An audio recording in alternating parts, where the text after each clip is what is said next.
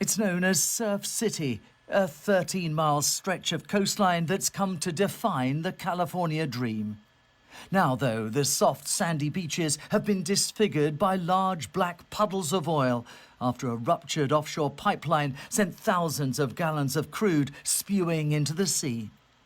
Normally a mecca for sun worshippers, the Huntington Beach shoreline is now closed to tourists and is likely to stay that way until cleaning crews have finished removing thick globs of oil from the sand and rescuing imperiled birds and wildlife.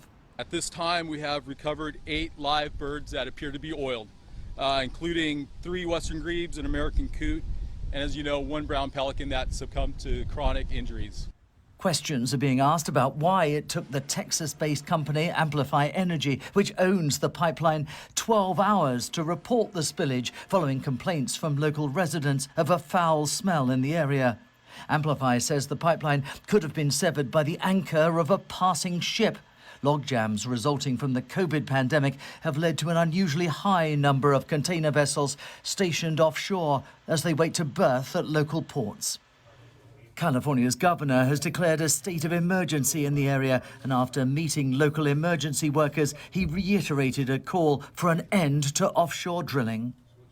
This is part of our past, and we can moralize and talk about the good old days. We can talk about how important these rigs have been to the prosperity of this country and the middle class, but at the end of the day, this is about the stale air of normalcy versus the fresh air of progress.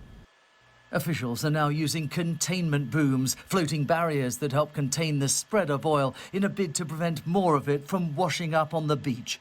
But the spill has already brought boating and fishing in the area to a halt and closed one of the country's most popular stretches of coastline to visitors.